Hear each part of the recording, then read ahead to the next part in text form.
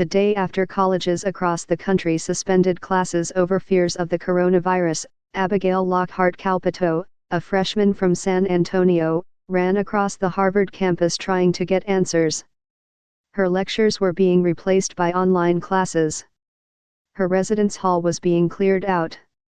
She, like thousands of others in her shoes, had a million questions. What was going to happen to her financial aid?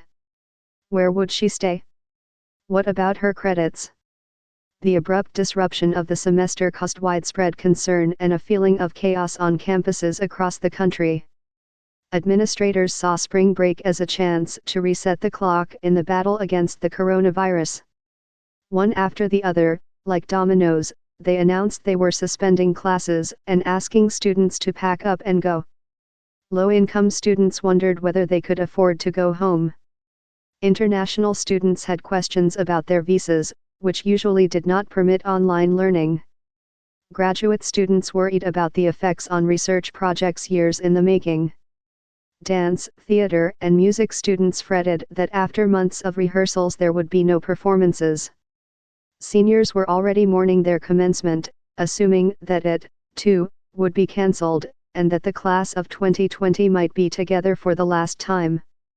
Some altruistically minded students worried about going home and perhaps unwittingly infecting their older and more vulnerable parents and grandparents should the virus already be present at their schools. On Wednesday, the closures continued. Governor Andrew M. Cuomo of New York declared that the state and city university systems would move to distance learning, as did the University of Pennsylvania, several California state campuses, the Claremont colleges, Iowa State, Georgetown, Pepperdine, Villanova, Notre Dame, Michigan State, and Washington University in St. Louis, among others. Infectious disease specialists said that dormitories, with their communal bathrooms as well as dining halls with open buffets, are like cruise ships, with students squeezed together and facing increased risk of infection. Emptying them out, if only partially, is necessary, they said. Even those on the way to college in the fall felt the impact on Wednesday, as the SAT exam scheduled for Saturday was cancelled in 18 countries and at more than 120 U.S. schools. In many cases, no alternative locations or makeup dates were offered. Get an informed guide to the global outbreak with our daily coronavirus newsletter. Ms. Lockhart Calpito, 19, is on full financial aid, which includes tuition, room, and board. Her parents are self-employed, and she had scraped together airfare home for spring break by working 2 part-time jobs, as a tutor and as an usher and ticket seller. She is going to stay with a family friend instead of her parents, but she worries about wearing out her welcome. When she moved into her dorm, she enjoyed the luxury of having her own room, she said, and her meals at school were covered.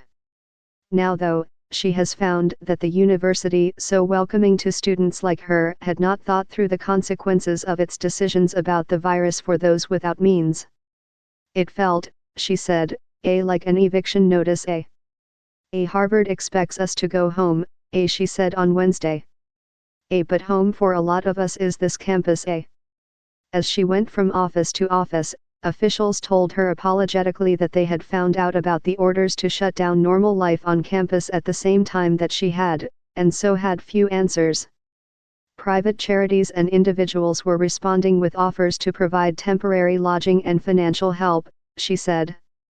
Tabitha Escalante, 18, a freshman from Ohio, said the rushed order to depart had already been costly for her and her family. She had originally planned to fly home for spring break on Thursday but had to cancel her flight, forfeiting its $250 value, when she got the notification on Tuesday morning. There was no way she would be able to find storage for all her things in 2 days. The new plan, she said, was for her mother to take time off from her work as a waitress to drive the 11 hours to Cambridge, Massachusetts, to get her and her belongings. We reliving off her tips, she said of her family. It was a difficult decision, but honestly we weren't really left with a choice. Harvard officials said they were swamped with requests for financial and logistical help and could not take time to talk in detail about the situation. They noted that Governor Charlie Baker of Massachusetts had declared a public health emergency on Tuesday, and said that the university had been forced to respond in kind. But they said that any students who were on financial aid and had demonstrated NITA would be taken care of.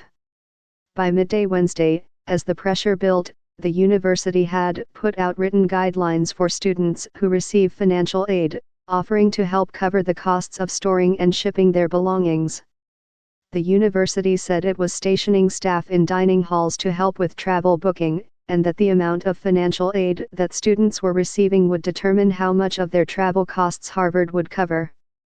More than 1,000 miles away, at Iowa State University, Alex Stein, a 19-year-old sophomore, was astonished and a little freaked out when the teachers and teaching assistants all wore gloves as they handed out a test on Tuesday night in his Mechanics of Fluids class.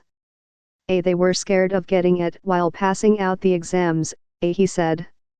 A friend sent him a video of a lecture in which the professor was wearing purple surgical gloves and spraying down the table with a bottle of bleach.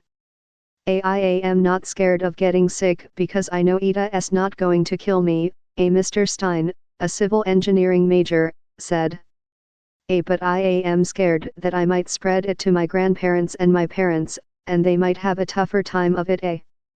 He is not looking forward to online classes because of his previous experience with virtual physics and calculus courses. They were easier than live classes, he said, and as a result, he did not learn as much. The closures also presented challenges for foreign students enrolled at American universities on F visas. They are permitted to take only one course online per term to remain legally in the country. Students on M visas for vocational training are normally not allowed to take any classes online.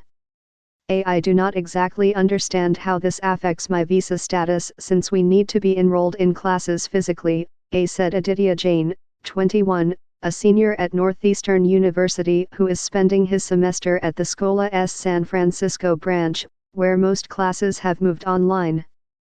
My friends are definitely very anxious about the whole situation, he said. Immigration and Customs Enforcement on Monday issued guidance, saying that it would be flexible with temporary adaptation for international students as universities adjust to the crisis. Carissa Cuttrell, an agency spokeswoman, said the goal was to ensure that students were able to continue to make normal progress in a full course of study as required by federal regulations. In rare cases, some students will remain on campus even as the rest of their classmates are forced to evacuate. In its announcement on Wednesday that classes were being moved online and spring break extended by a week, the University of Pennsylvania said medical and nursing students would continue their clinical rotations. Megan Lobo, 18, a freshman at New York University, had her first 2 online classes on Wednesday, and will soon be moving home to Leonia, NJ. Her 2.5-hour music class, she said, was not conducive to online learning. They used Zoom, the video application. A lot of the relationships that you form in college are just kind of being around each other, she said. Especially for music, meeting people and networking. A lot of people I've met in the hallway or in class. Losing those small things can be a setback. Juan Diego Jaramillo, a senior at Columbia, was bracing for his long-awaited commencement to be cancelled because of the danger that the virus would spread through the assembled families. We'd rather they just pull the band-aid off and deliver the bad news now, he said.